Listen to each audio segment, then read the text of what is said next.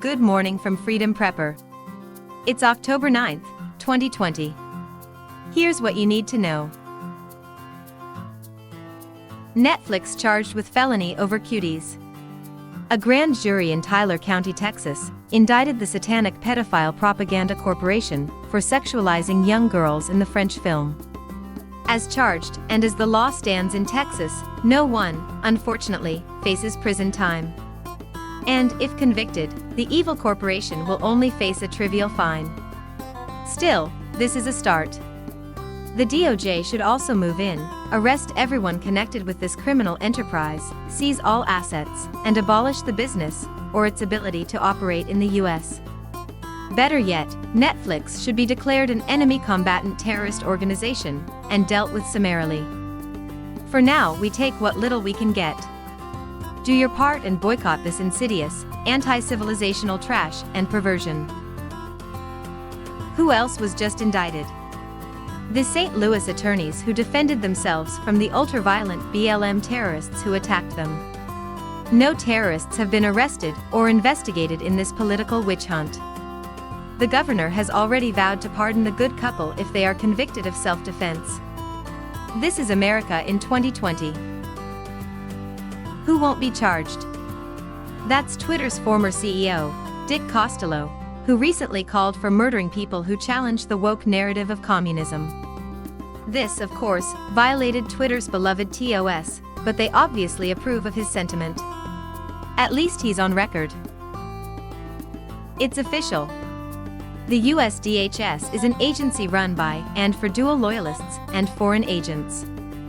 As such, they naturally see heritage posterity Americans as the most lethal threat to the country they've invaded.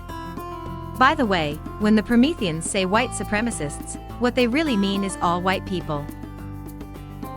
Newsflash. If you attempt to invade a nation like Greece, unless using the DHS model, then you can expect the natives to repel your advances. Sometimes they do this with bullets. Don't invade countries that don't belong to you. Big Tech, when they're not pushing child porn or suborning murder, they like to do what Farcebook just did, ban the harmless, fun ideology of Q. If it's such a fake and a LARP, then why the increasing dread and concern? Some Q is real. I am somewhat suspicious of the Q group. However, they have hit on a few things of importance. For instance, they predicted a massive declassification of the Russia hoax. Now, the president is about to drop that bomb.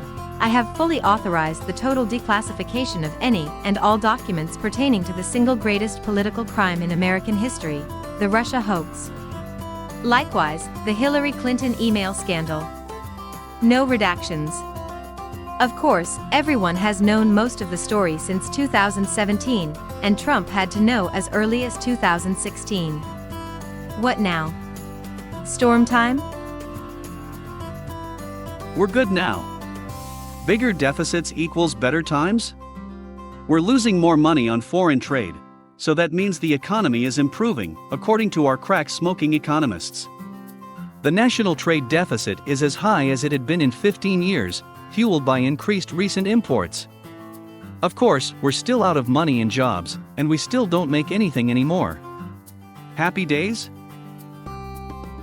More money is what Jay Powell screamed at Congress. Evidently not having heard the great news about a ballooning deficit, the Fed chair demands more stimulus graft. Big biz will get the loot, you'll get the bill. All good. All Trump's fault. On some issues, Al Jazeera's reporting impresses me more than anything out of the West. On opinion issues, they're literally in the same boat. Here, read the hysterical rant of a Canadian who thinks he's an American in the Middle East. At least he's right about the breaking up thing. They're going to take it hard. The MSM, that is, when Trump is re-elected next month. However, after the shock wears off and they sober up and dry their eyes, they'll have another 4 years to repeatedly claim something about Russia. Stories worth talking about today starts with, they say hard cases make bad law. So, in this story, the fact that the high school student was on probation isn't the best start. Still, was it necessary to arrest him for not wearing a useless face diaper in a Florida school? Probably not, but we live in utterly insane times. It's over. We no longer have a military. Hate to tell you, but it's true. The entire leadership at the Pentagon has joined the trillions of other American victims of the Black Death. COVID has defeated us. When every single one of these men recover next week, it really won't be them. It'll be Putin's drone army taking over. Taking a short break from the hoax of white supremacy, Steve Saylor looks at the dominance and gains of another group in terms of formerly important, SAT scores. How is it that all other groups are diving while Asians excel? I almost excluded this one, but it's very important for preppers heading into the future. The increasingly impressive recent Christian convert, Rush V, reviews a book about the devil's plans. The book, or just Rush's comments, go far into explaining how decent people have to make their way through fallen times. It's good. Read it. Other, plausibly, religious matters. Pope, if you're inclined to believe that, Francis, this is a stretch, released the encyclical Fratelli Tutti, or All Brothers. On their own, matters of society and fraternity are somewhat important for Christians and everyone else. I'll just leave you with the link and my ponderings as to what Pope Benedict XVI thinks about this. Cue the breakup song. Remember that? Greg Kinn? 1981-ish. Doug Casey remembers. And he's applying it rationally and thoughtfully to the coming dissolution of the dying, doomed United States. Best of all, he is correct. This will be a good thing for good people.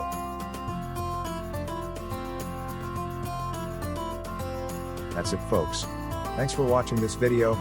For each story, visit freedomprepper.com.